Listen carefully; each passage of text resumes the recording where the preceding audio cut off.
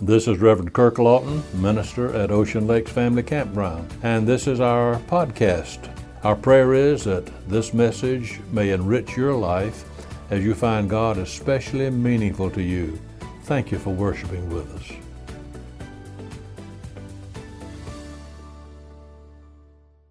I think some of the most senseless words that Jesus ever said in our way of thinking were these words: "Whosoever shall save his life shall lose it. But whosoever will lose his life for my sake, the same shall save it." Okay, these words are certainly foolish to the modern hearer, aren't they? So today I'd like for us to consider some words of Jesus which might well be the most foolish words that his hearers ever thought. He said, these words are found in the Sermon on the Mount. Matthew 5, verse 41. Jesus said, "Whosoever shall compel thee to go a mile, go with him twain." That's the King James Version. Once a Sunday school teacher assigned this verse for memory work. When Sunday came, she repeated the verse for her class, then waited for a moment and said, "Now, can anyone say this verse by heart?" Up went a hand quickly. "All right, son, you say it." The little boy repeated it. "Whosoever shall compel thee to go with him 1 mile, go with him by train." Well, the little boy got the wrong word, but he almost had it all right. Unless we understand the background of this saying, then we might find this verse means no more to us than it did to that little boy. We might miss entirely the real meaning of what Jesus said. The word which is used for compel comes from a Persian word which means a courier. The Persians had an amazing postal system. Each road was divided into stages lasting 1 day. At each stage, there was food for the courier and water and food for the horses, also fresh horses for the next stretch. But if by chance anything was lacking, then a person could be compelled to give assistance of any kind, even to take the message himself to the next station. Well, when the Romans took over Palestine, about 6 centuries later, they liked this idea and they kept up the practice. Since Palestine in those days was under the control of Rome, at any time a Jew might be conscripted into the service of a Roman and forced to carry a burden for a mile. Parenthetically, you might remember this is what happened to Simon of Cyrene, who was compelled to bear the cross of Jesus on his way to Golgotha. Now, of course, you can well imagine that the Jews lost no love whatsoever for these hated Romans who could force them to carry a burden for a mile. Unless there was some emergency, no one would be required to carry a burden farther than 1 mile. One person said that every Jewish boy who lived in the country had marked off 1 mile each way on the road from his house and had driven down a peg to be sure he would have to go no farther than the required mile. There was much hatred, resentment from the Jews about this old Roman law, but there was also very little which could be done about it. They were under the domination of Rome in every respect. And so here's what Jesus was saying in effect. Suppose someone comes along and compels you to carry a burden for 1 mile. Don't go just 1 mile with bitter, obvious resentment. Go 2 miles with cheerfulness and good grace. Now, I can just imagine that Jesus' hearers must have nudged each other and rolled their eyes when they heard this. Were they hearing him right? Was it possible that one of their own Jewish rabbis was telling them to do double duty for these hated Romans? Well, yes, that is what Jesus was saying. But it went deeper than this. He was telling them to observe the law of the 2nd mile, trying to break them out of their shells of legalism. And so in this same sermon, Jesus said other things in the same spirit. Turn the other cheek. Give both your coat and your cloak. Love your enemies. Jesus was saying something here that was truly revolutionary. but it is a message needed for us today as well. Jesus said that he came to give us the abundant life. We cannot experience this abundant life really without practicing the second mile. One person called it the Master's Majestic Mile. Once in a great while, we see a person who truly embodies this principle of the second mile. Oh, this would be a different world if more people practiced it. I've often mentioned Roy Angell, favorite preacher of mine from many years ago. He describes how this second mile brings out the best in others. Many, many years ago, Roy was working as a night secretary in a railroad YMCA. He had to work all night. A new general secretary had taken over, and Roy Angell said he didn't like this man's way of running things at all. It fell his task to post the books at night, and the books showed that he really resented his job. He said, "I'm afraid they were the ugliest set of books ever kept." And then one day something happened. He asked his new boss, whose name was Mr. Goodwin, if he could have the next night off so he could go hunting with his friends. Well, Mr. Goodwin thought for a minute and he said, "I think it'll be all right, Roy.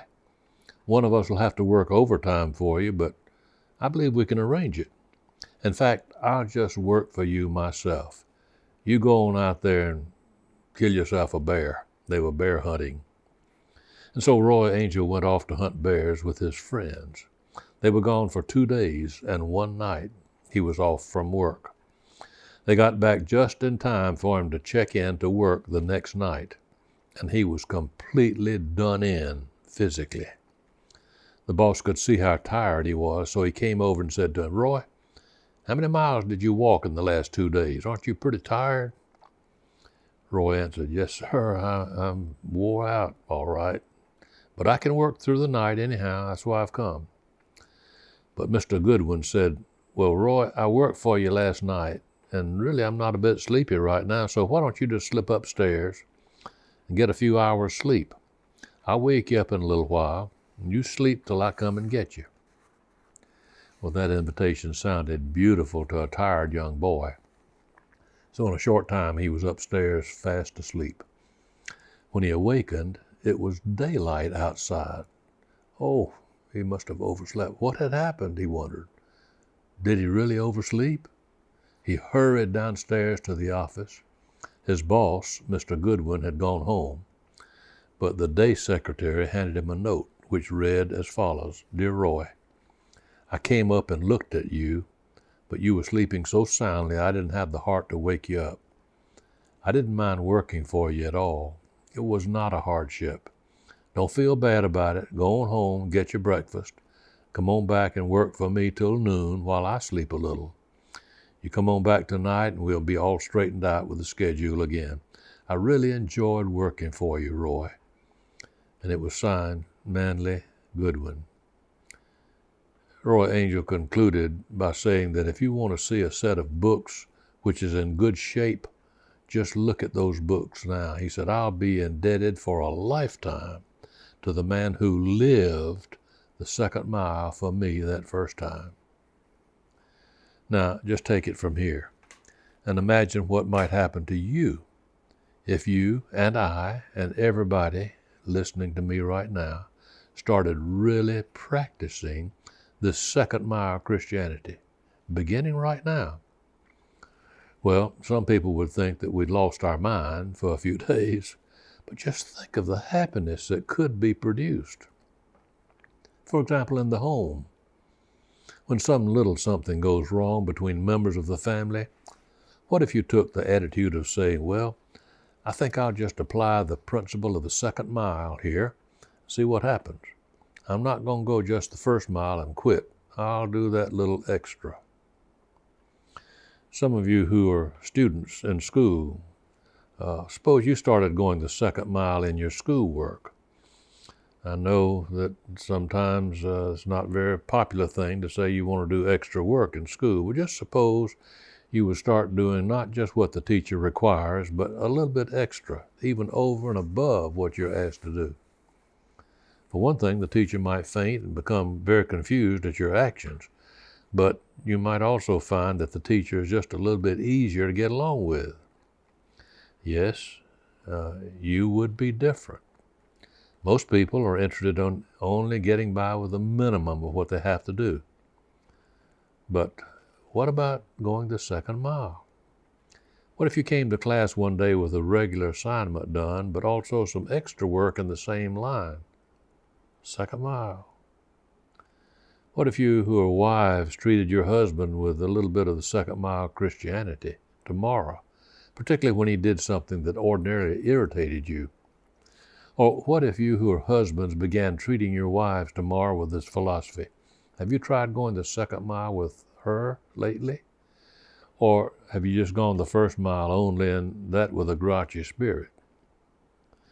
Just think of what it would mean in church life if members of churches would use this second mile Christianity in phases of church work. Is there anything about church, its work, or its programs not according to your liking? Although you admit may be for the best, but others have found out when you go the second mile, when you put in a little more of your time and effort and concern, it's not so obnoxious as you first thought it to be. Second mile truth has application in interpersonal relationships.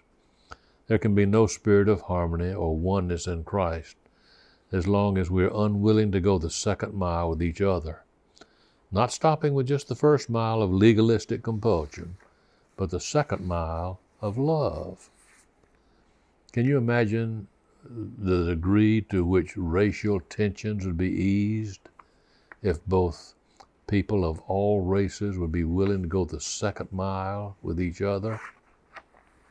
Think of international misunderstandings which could be dissolved if leaders of nations could trust each other with great decisions. Going the second mile, well, it's not going to happen probably, is it? But what if it did? What if they would do it? The second mile of forgiveness could heal a lot of the hurt which people now endure. The second mile of Bible study would bless the lives of so many if they'd be absorbed in reading the Bible, not just what may be listed in a Bible help of what you're supposed to read that day, but go and read beyond that. The words of Jesus may not have made sense to the people who first heard them, but I'm sure that those who put those words into practice found a new freedom from Roman bondage they didn't even know they could have. It's a freedom that comes through love, not through the law. I want to tell you a story in conclusion about a young boy whose name was Kyle. One day, the author says, one day when I was a freshman in high school, I saw a kid from my class walking home from school. His name was Kyle, K-Y-L-E. It looked like he was carrying all of his books. I thought to myself, why would anyone bring home all of his books on Friday? He must really be a nerd. I had quite a weekend planned, parties and football game with my friend tomorrow afternoon, so I shrugged my shoulders and went on. As I was walking, I saw a bunch of kids running toward Kyle. They ran at him, knocked all of his books out of his arms, and tripped him so that he landed in the dirt. His glasses went flying, and I saw them land in grass about 10 feet from him. He looked up and saw this terrible sadness in his eyes. I saw that sadness in his eyes. My heart went out to Kyle. So I jogged over to Kyle and I asked him if I could help. He was crawling around looking for his glasses. I saw a tear in his eye. As I handed him his glasses, I said, you know, those guys are jerks. They really should get lives. He looked at me and said, hey, thanks. There was a big smile on his face. It was one of those smiles that showed real gratitude. I helped him pick up his books and I asked him where he lived. As it turned out, he lived near me, so I asked him why I had never seen him before. He said he had gone to private school before now. Well, I would never have hung out with private school kids before. We talked all the way home, and I carried his books for him. He turned out to be a pretty cool kid. I asked him if he wanted to play football on Saturday with me and my friends. He said yes. We hung all weekend together, and the more I got to know Kyle, the more I liked him. And my friends thought the same of him. Monday morning came. There was Kyle with that huge stack of books again. I stopped him and I said, "Boy, you're going to really build some serious muscles with that pile of books every day." He just laughed and handed me half the books.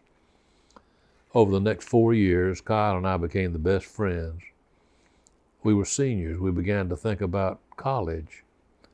Kyle decided on going to Georgetown. I was going to Duke.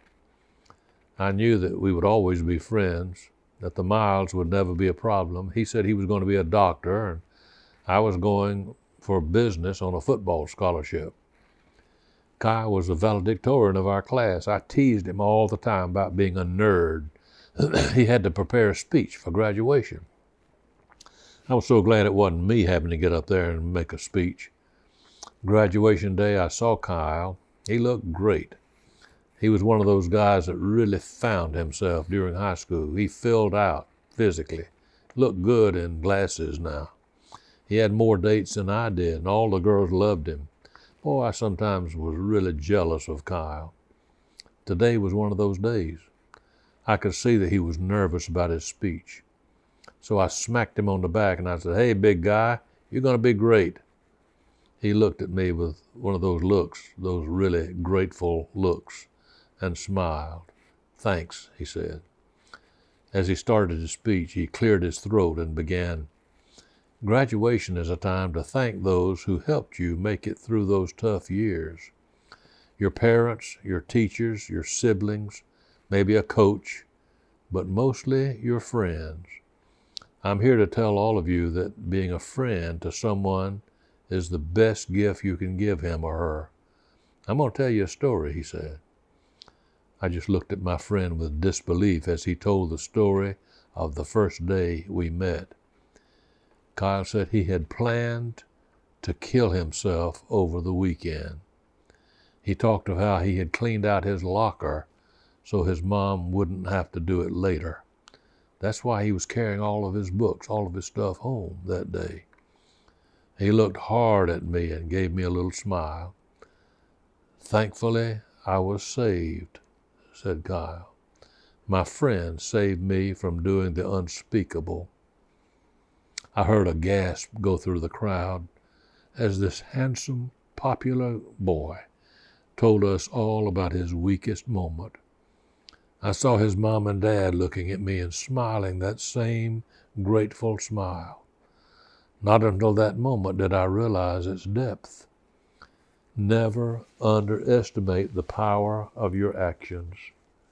With one small gesture, you can change a person's life for better or for worse. God puts us all in each other's lives to impact one another. And this same kind of joy and freedom can be yours. If you'll try living the second mile Christianity, try it for 1 week even. If it doesn't work for you, come tell me about it. If you're living in this area, I know many of you are hearing this on podcast. You live miles away from Ocean Lakes Campground. But if you come tell me you tried the second mile and it doesn't work, I'll apologize for having suggested it. Give it a try. I believe it will work. Whosoever shall compel thee to go a mile, go with him. Not twain, but two. That's what the Lord tells us to do. Oh God, help us to follow the Master's majestic mile in our everyday living. And so find joy and know that we have the smile of God helping us out. We ask all this in Jesus' name. Amen.